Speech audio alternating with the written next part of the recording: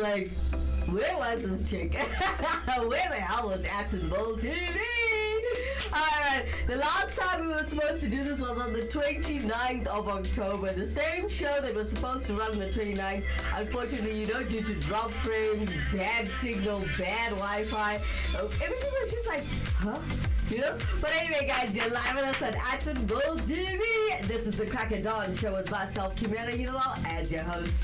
Now, for those of you who do know, Brenna Hoover Makandi says she won't be joining us from this day forth, as she has other commitments outside on Atom Bowl FM and Atom Bowl TV. But hey, we give her thanks for all the good that she has done and the commitment she's giving us in this time.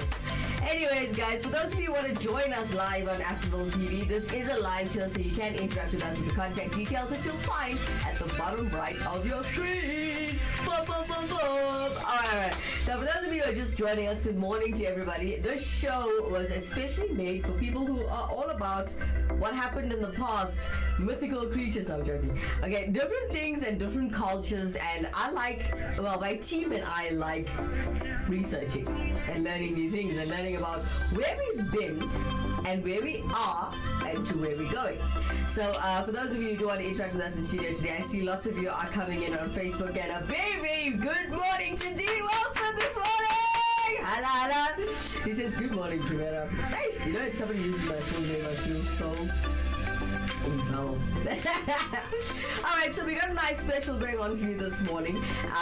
This was the show that was supposed to go on the 29th of October, which I remember. I actually backdated it. I'm like, we're gonna have to do the show again due to unforeseen circumstances.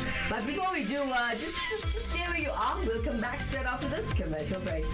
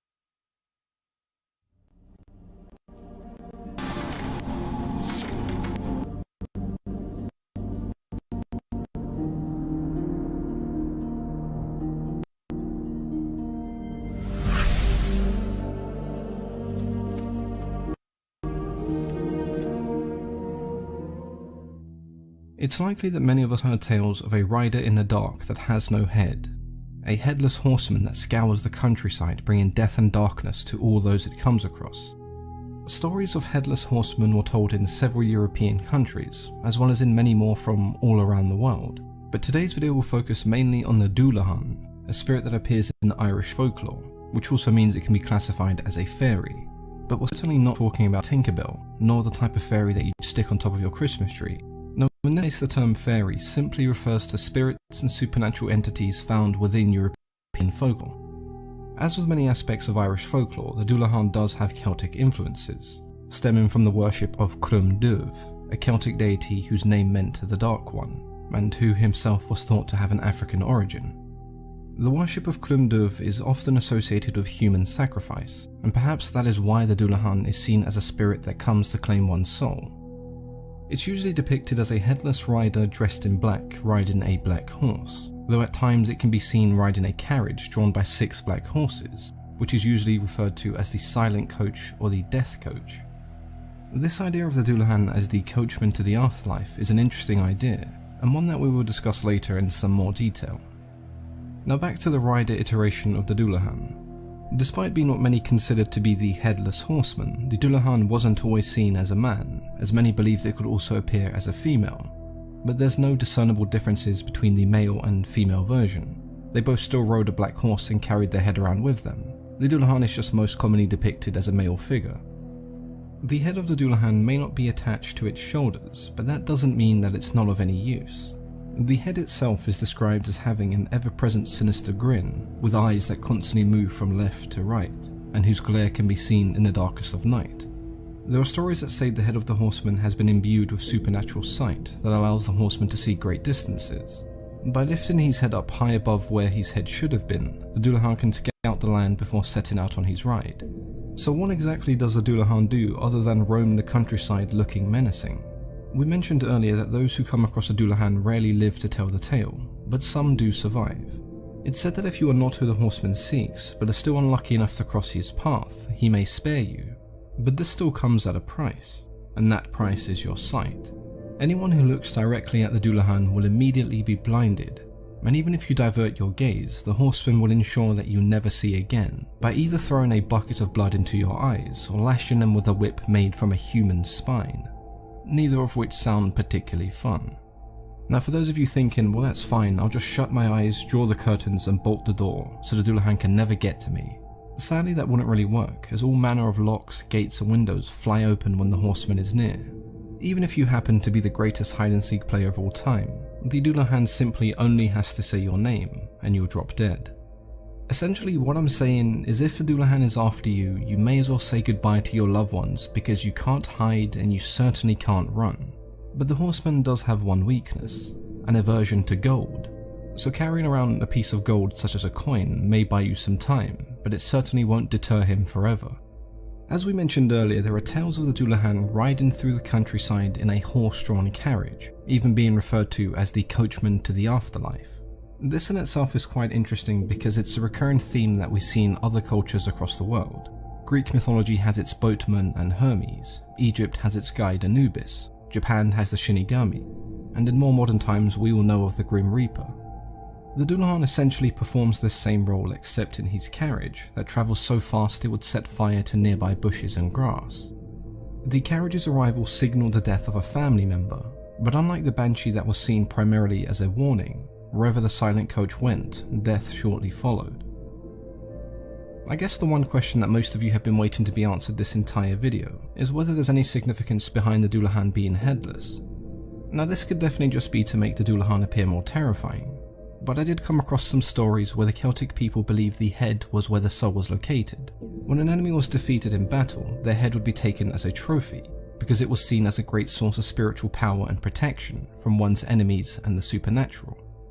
There have been quite a few modern interpretations of the Dullahan and the legend of the Headless Horseman, with one of the most famous being Washington Irvine's The Legend of Sleepy Hollow, which was later adapted into a film in 1999. It plays around with the idea that the horseman can be enchanted and manipulated into doing someone's bidding, killing people on their behalf. It's definitely an interesting read or watch if the Headless Horseman is something that does interest you.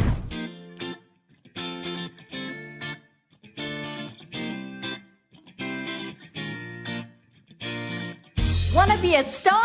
For all your music needs, contact Rockstar H-Style Beat Productions South Africa.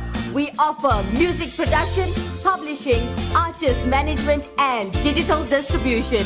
For further information, contact 084 605 5466. Welcome back. If you are just joining us, you are live with us on Attenborough TV. This is the Cracker Down Show with myself, Kimera, Heeralal, as your host. Now, guys, we were talking about the Dullahan, it's called the Dullahan, and also known as the Headless Horseman of Irish folklore. Now, that little short piece was put together for you to learn a little mythology from back in the day. Alright, so if you want to interact with us in studio today and you are finding this topic a bit interesting for yourself this morning, you can contact us with the contact details that you'll find at the bottom right of your screen.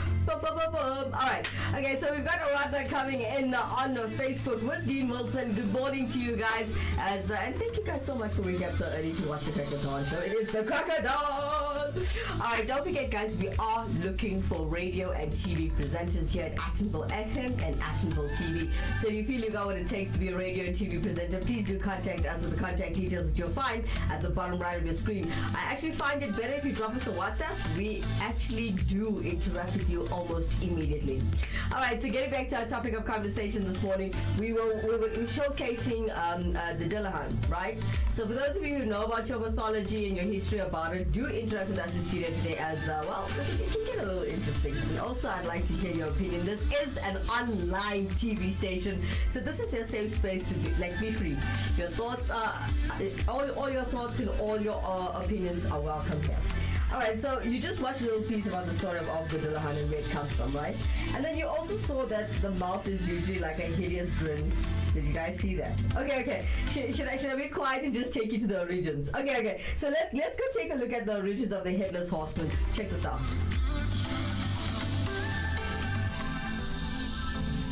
The Headless Horseman rides tonight through stark and starless skies, shattering the silence with his otherworldly cries. He races through the darkness on his alabaster steed. The Headless Horseman rides tonight, wherever the fates would lead. After the video on the Dullahan, it seemed like many of you were interested in the origins of the Headless Horseman, so today we'll take a look at some Headless Horseman stories from a few different countries. The first Headless Horseman story is one that some of you might be quite familiar with because it's a story that was popularized by Washington Irvine. In American folklore, the Headless Horseman was originally known as the Headless Hessian of the Hollow. His story begins in New York during the Battle of White Plains, just one of the many battles that took place in America's fight for independence from the British. The Horseman was a Hessian trooper who took part in the battle. Hessian troopers, for those of you who don't know, were German soldiers who fought for the British. During the battle, this particular Hessian trooper was unlucky enough to be decapitated by a cannonball. His body would be carried away by his comrades, but his head, which had been shattered into pieces, was left scattered around the battlefield. His remains were then buried in the old Dutch church of Sleepy Hollow, and legend has it that he would rise as a vengeful ghost in search for his lost head. The reason this tale is often associated with Halloween, and why the horseman's head is sometimes depicted as a pumpkin, is because the battle took place on the 28th of October, only a few days before the holiday. The idea of the horseman being decapitated in battle is quite common, and it's one that we see in Scottish, Welsh and English folklore. In both English and Welsh folklore, we have the 14th century Arthurian poem, Sir Gawain and the Green Knight. This story centres around one of the knights of Arthur's Round Table, who is challenged to a duel by a mysterious Green Knight. But this in itself isn't really a duel, as the Green Knight tells Gawain that he will allow him to strike him once, and then he will return the same blow a year and a day later. Gawain accepts this challenge, and with one swing of his axe he manages to decapitate the Green Knight. But the knight then simply picks up his head, reminds Gawain that he will return in a year's time, and goes on his way. When he eventually finds this mysterious Green Knight, Gawain accepts his fate, and in an attempt to keep his honour, he leans over expecting the knight to return the blow and strike him down. After several fake swings of his axe and a brief exchange, the Green Knight explains to Gawain that he was actually transformed by Arthur's sister, Morgan Le Fay, This whole challenge and adventure was merely just a ploy to expose Arthur's knights and to show how chivalrous they really were. This story is quite long and there certainly are some things that I haven't mentioned, and that's because I'd like to cover this in some more detail when I start discussing the stories of King Arthur and Arthurian lore itself. In Scotland, the Headless Horseman was said to be a man named Ewan who fought for leadership of his clan. During a battle on the Isle of Mull, both Ewan and his horse were decapitated, and thus ending his hopes of ever being the chieftain. But the legends state that both man and horse still haunt the surrounding area, even to this day. For our next legend, we travel all the way to northern India and the state of Rajasthan. This variation of the Headless Horseman was seen as a more heroic figure who was said to protect the innocent. These stories usually describe the horseman as being born from a violent death.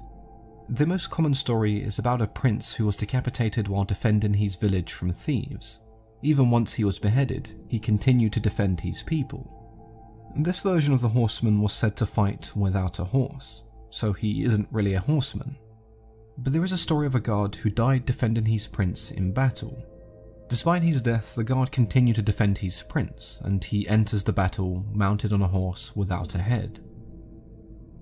Our last two stories take us to Germany, where the Brothers Grimm wrote several stories about the Headless Horseman. The first story is set in the town of Dresden and follows a woman who is gathering acorns in a part of the forest named the Lost Waters. The woman then hears the sound of a hunting horn, and when she turns she sees a man riding a grey horse, which isn't too out of the ordinary, so she continues collecting acorns and goes home. When she later returned to the forest, she heard a voice from behind her, and when she turned she saw the same man dressed in grey, this time carrying his head under his arm. He then tells the woman that his name is Hans Hassenteufel, and during his life he never once did heed the warnings of his father to be courteous and merciful to all those below him. He often drank excessively and indulged himself far too much without a care for those around him, and so now in death he was cursed to roam the earth as an evil spirit. The second story is of the Wild Huntsman of Brunswick. The huntsman went by the name of Hackleberg, and on his death he begged God to allow him to stay on earth, and in exchange he would sacrifice his place in heaven.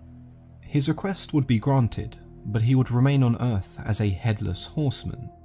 Hackleberg was said to blow his horn to warn other hunters that the next day would not be safe for hunting. In some stories he would even seek out and punish those who had wronged others, accompanied by his pack of black hounds with tongues of fire. And these two stories certainly tie into the themes of God and morality that we see all throughout the Grimm stories.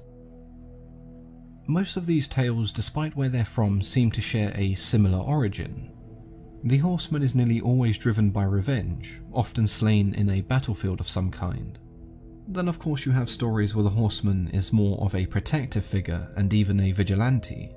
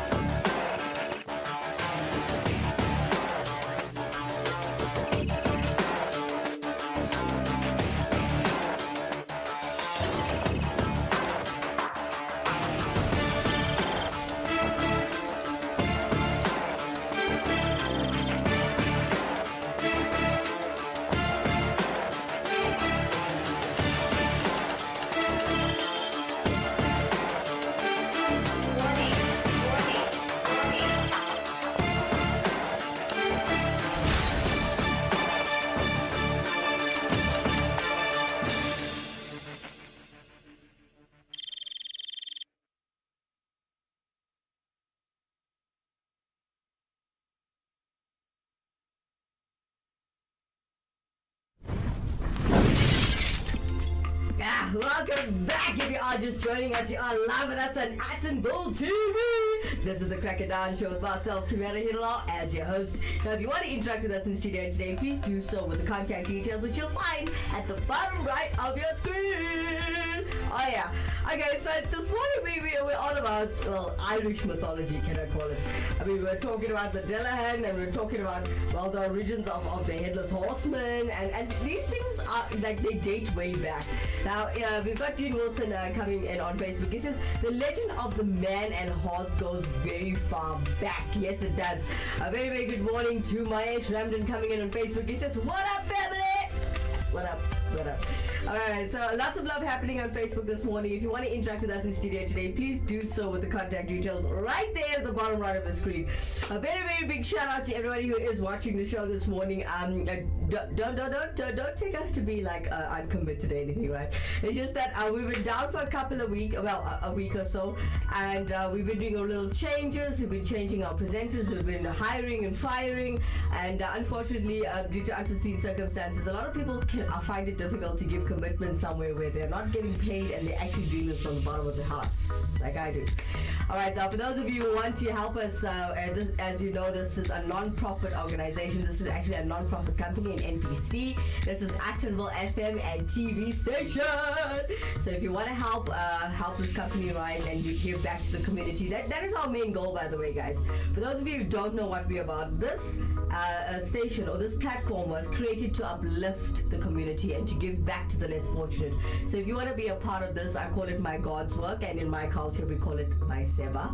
I'd like to give back to the community with the help of you, and you can be here right next to me every single weekday if you want to. If you don't want to be here and showcase your own face and give back, you can give back from the background, you know that, right? So just remember, this is a TV station, so we need things like cameras, we need things like furniture, unless you like the table that you see in front of you right now. Alright, jokes aside. Okay, so if you want to help uplift the community, just remember we like to do our feeding schemes as well. We would like to build our development center where we educate people for free. Example, if you want to teach music for free, we want to have the building that we can teach in. You know, these things, it takes time, and it's going to take time for us to build up our development center. But for now, we do have the radio station running, which is called Attenville FM. You can find it on your Google Play or App Store. And Attenville TV, which you are watching right now. I'm sure most of you are watching it through Facebook. But it is a YouTube channel. So if you haven't done this already, please like, share, and subscribe to this channel.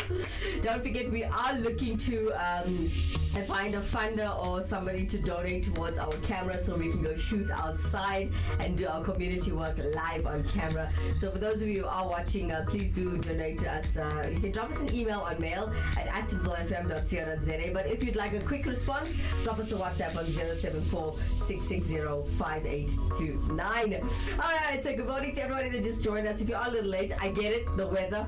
I don't know why South Africans work that way. When the weather is like cloudy or overcast, for some strange reason, everything is just late.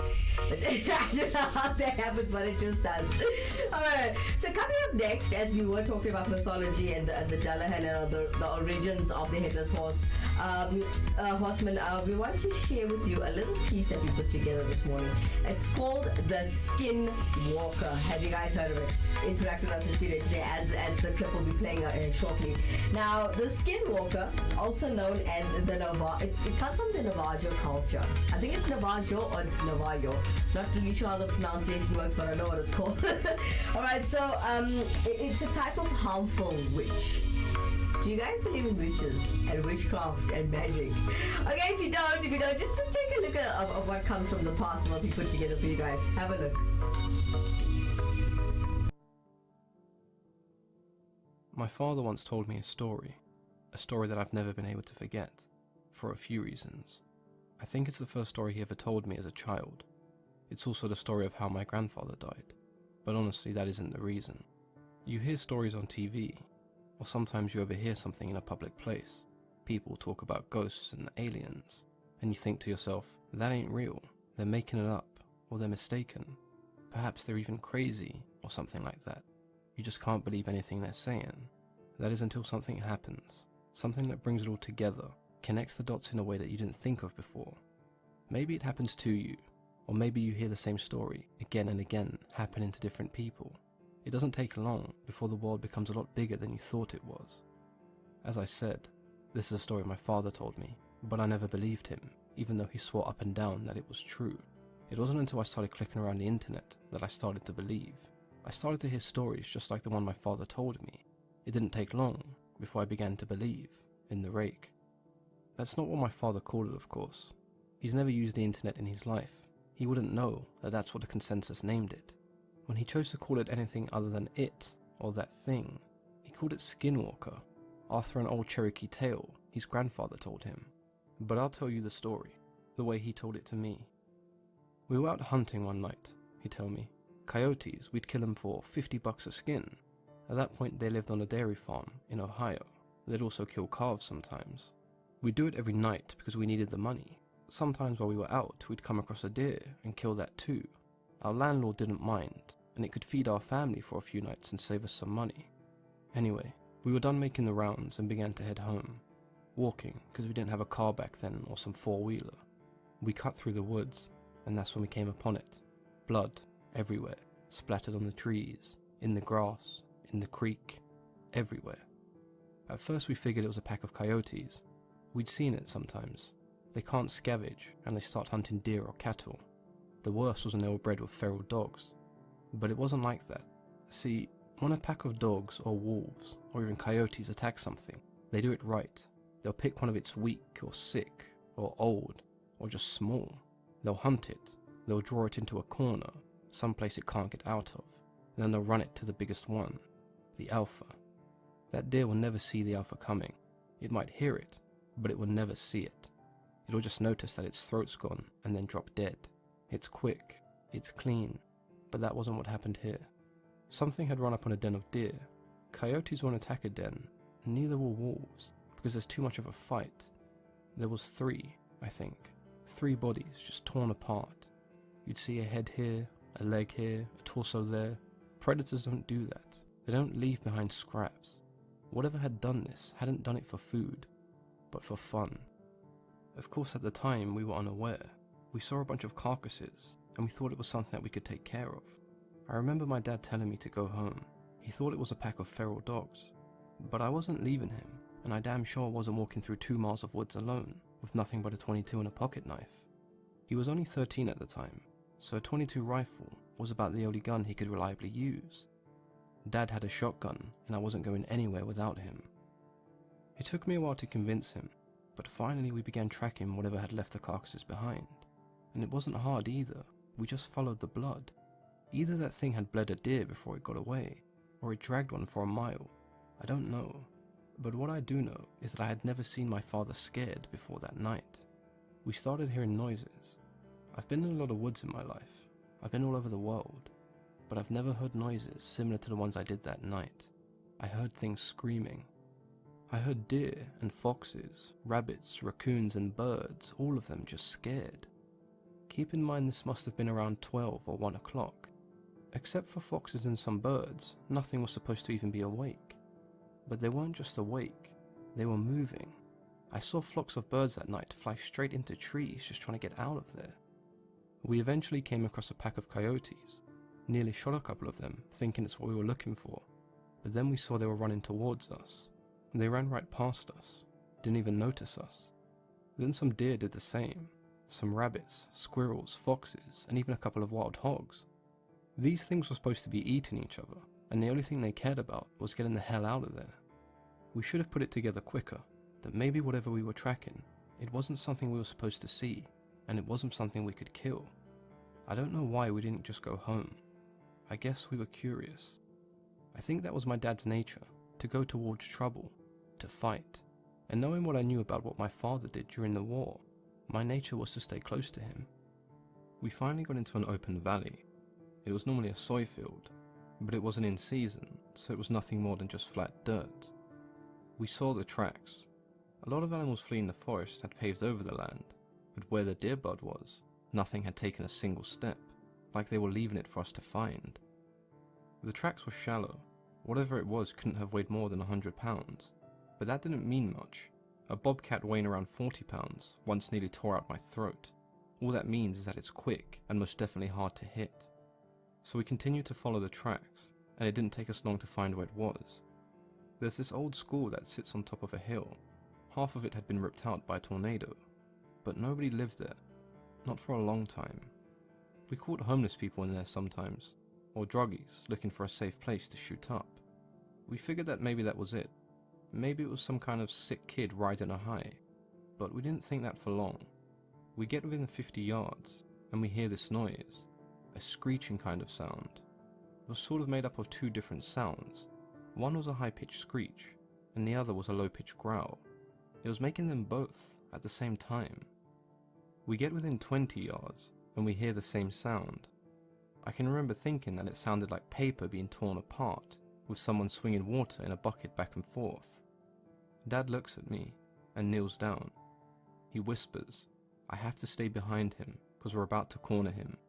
Any animal will fight when it's cornered, especially if it's a predator, but we can tell by the tracks that it's just one.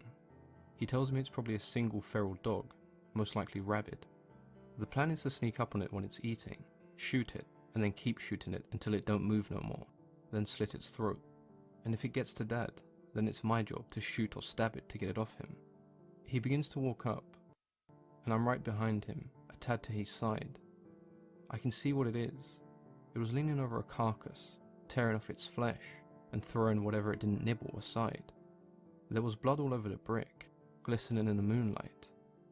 It was pale white, human looking, but not quite human. It had arms and legs like a human, but it sat like a monkey, hunched over, and its hands weren't normal. It had long fingers with claws at the end. After seeing it, my dad began to hesitate. He wasn't about to fire on a person, so he cleared his throat and tried to get it to turn around. I swear to God, all the noise just ceased. I ain't never heard true silence before, and I never did after that. But for 2 seconds, nothing. Nothing made any noise, which made it even louder when it turned around. It made this shrill cry and jumped on my dad. He fired a shot, but I think he missed. If he hit the thing, then it certainly didn't care. But it was on him, tearing parts of him off. I started shooting with the .22, point blank, but it barely even bled the thing. I got off 5 rounds, and then I started hitting it with the gun butt, but it wasn't budging. It didn't even register that I was there, and then it began clawing at my dad, taking off bits of his flesh. It started on his torso, ripping off the skin. I could barely recognize him. It tore off his throat, it tore off his nose, his eyes, it scalped him. And then it really started digging in.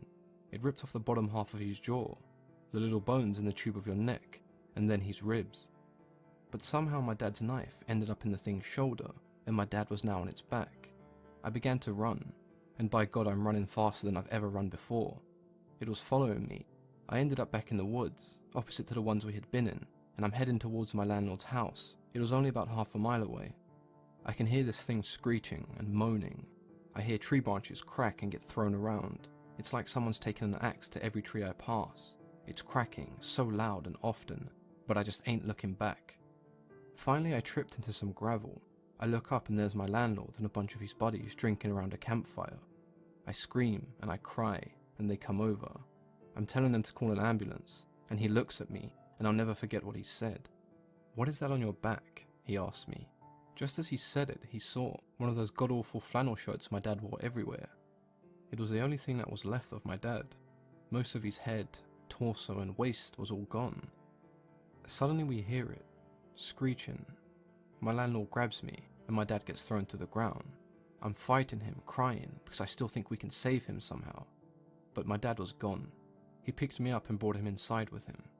He and his buddies were all inside, locking the doors and getting their guns.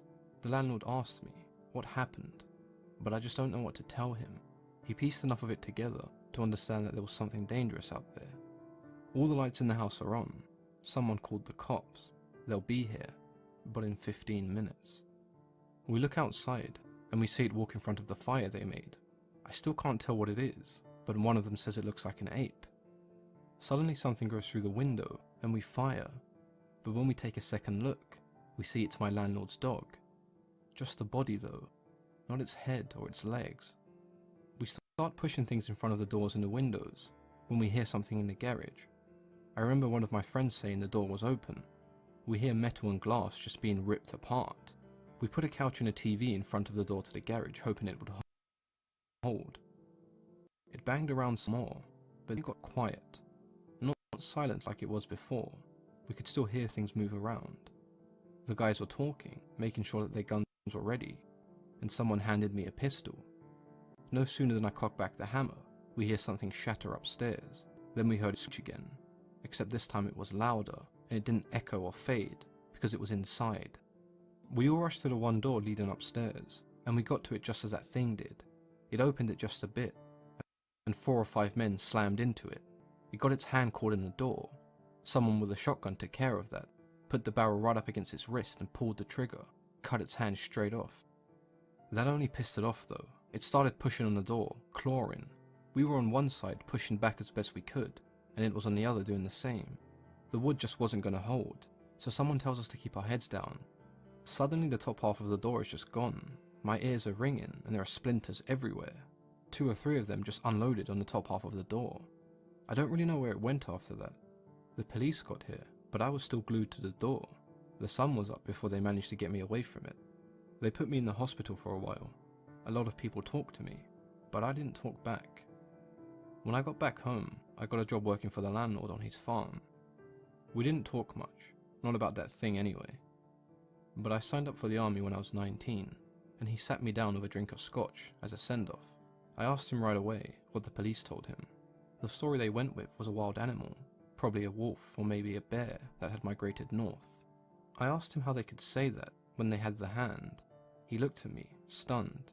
He tells me that the hand never made it back to the station. The cop that was carrying the hand had a car wreck, driving into a tree and dying on impact. The hand was never found, probably taken away by another animal. When the cops finally acknowledged that the hand even existed, they said it was simply the paw of a bear that looked like a human hand. I never talked to the landlord again. He went missing when I was in basic training. They never found him. They said he owed people some money and just ran away, but I don't think it was that simple. I never went back to those woods. I wouldn't even if I had the whole US Army at my back. But that was a lie. When my mother died, I don't think my father felt he had anything left, and he might as well go back and settle old scores. He went to those woods, but he never came back. The FBI was called, and they did a show for everyone involved, but I knew that they weren't really looking. I had to get one drunk and slip him a few 50s before he finally told me. They get a few calls every year about those woods, about someone just upping and vanishing. But that was all he wanted to tell me. Before he got up and left with the rest of his team, he wrote something on a napkin. The Rake. I didn't know what it meant until I searched it on the internet. Honestly, I would have rather not known. Welcome back. If you are just joining us, you are live with us on Accentable TV. This is the Cracker Down Show with myself, Kimera, Heeralal, as your host. And if you want to interact with us in studio today, please do so with the contact details which you'll find at the bottom right of your screen right there. Alright, now if you just joined us and you missed everything about the show, we were talking about the Dullahan mythology, the origins of the Headless Horseman, and we just finished a small piece called The Skinwalker, which was actually a true story. Lots of people on Google, and if you do any types of research on the Skinwalker, it'll actually show you that they like stating that it was fiction. It was not fictional. That the piece that we just shared with you now was a true story, and the gentleman telling the story was the kid that was actually a part of the actual happenings. Now, looking at the background of the Skinwalker, we all know that the Navajo language, also known as Heeralal Blue Sheep, translates by means of it goes on to all fours. While perhaps the most common variety seen in horror fiction by non-Navajo people, is one of the several varieties of the Skinwalkers and Navajo culture. Now, Navajo, which also meant witches, so let's use the term witches, right? If you believed in it or you didn't believe in it, do a little bit of background on everything we've shown you today. There's actually a lot of truth in everything that we show you. Yeah. All right. So, as you know, we've come to the end of the show. It's almost 6 o'clock. It's time for me to love and leave you to Actonville FM. But before we do, remember, we are here to showcase talent. All right. So, if you can sing, you can dance, you can juggle, and do something special, capture it on camera and send it to us on mail at actonvillefm.co.za. If you don't know how it works, or if your file's too big, contact us on our mail, and we'll interact with you and let you know how you can showcase your talent with us here on Actonville TV. Lots of love happening on Facebook this morning. Dean Wilson coming in, making sure Mahesh Ramdan will tell me that Bob's not his uncle. It's a phrase, guys. Come on. Alright, so Mahesh coming in on Facebook as well. He says, yeah, I've been trying to find this Bob Mama. Alright, for those of you who don't know what Mama means, well, in the Hindi speaking world, it means uncle. Alright, so for those of you who want to showcase your talent like we just about to do now, please do interact with us and drop us an email or mail at actonvillefm.co.za. Today we are showcasing a group called Our Last Night. Now they've done a rock cover version of Intentions by Justin Bieber. Check them out.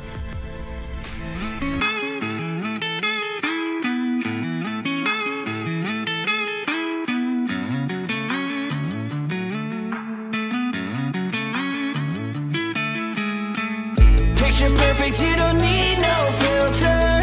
Gorgeous, make him drop dead, you a killer. Shower you with all my attention. Yeah, these are my only intentions. Stay in the kitchen, cooking up, cut your own bread. Heart full of equity, overnight said. Make sure that you don't need no mentions.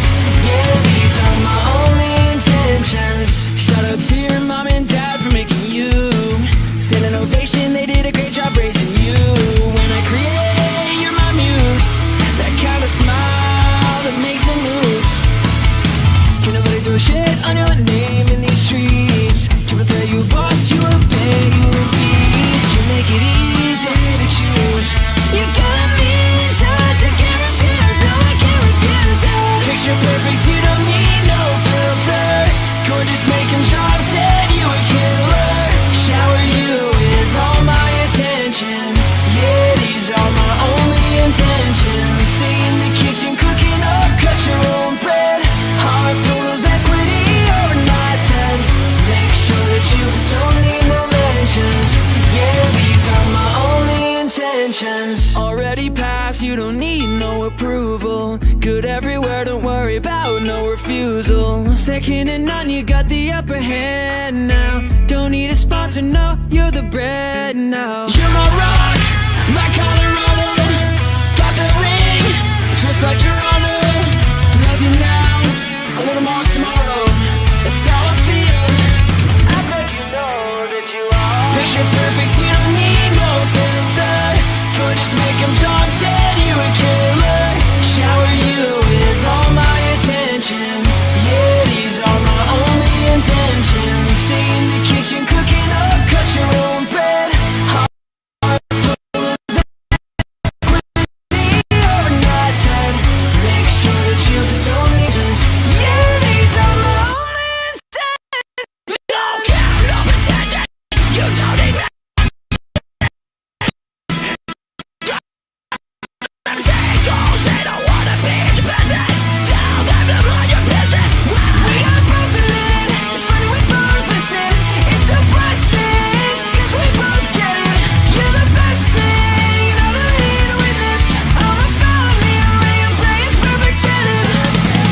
Picture perfect, you don't need no filter. Gorgeous, make him drop dead, you a killer. Shower you with all my attention. Yeah, these my only intentions. Stay in the kitchen, cooking up, cut your own bread. Hop on the air and I said, make sure that you don't need no mentions. Yeah, these are my only intentions. Oh man, that was Our Last Night live right here on Actonville TV. Yeah. This is the Crack of Dawn show, showcasing talent as we close the show this morning. Now, if you just joined us, you are a little late for the Crack of Dawn, but hey, join us again tomorrow, same time, same place, from 5 a.m. in the morning up until 6. And then straight after that, you can join me on Attenville FM, which is live on radio. It's an online radio station. If you're looking for it, if you're wondering how you can tune in, it's online. So all you have to do is go to your App Store or Google Play and download the Attenville FM app. Press download. Make sure you download it to your phone. Get the app and download it to your phone. And hey, press play and Bob's your uncle. Now there, I'm known as DJ Baby Doll. So join me in a couple of minutes live on the Breakfast Express show, live every single weekday, Monday through to Friday on the Breakfast Express. Now, for myself, DJ Baby Doll, I just want to let you guys know that I'm gonna be there from Monday to Friday every single weekday, right? 6 a.m. up until 9. Don't forget, the show is about your current affairs. It's about your traffic updates. It's also about hot gossip, which I love. And now and again, we'll throw in a competition for you to win freebies. But do join me in a couple of minutes. I'll check you on Attenville FM. Please do interact with us there live on the WhatsApp line. You're welcome to call. You're welcome to WhatsApp. You're also welcome to drop your voice notes. And wish all of your friends a happy birthday if you are celebrating a birthday. Happy birthday, everyone, whoever celebrating a birthday today. And if you are celebrating an anniversary, happy anniversary to you. Congratulations. You know, coming this far after lockdowns and the whole coronavirus pandemic, and you're still together. Proud of you. Alright guys, from myself, Kimera, Heeralal, I'll check you guys tomorrow morning. Bye bye for now.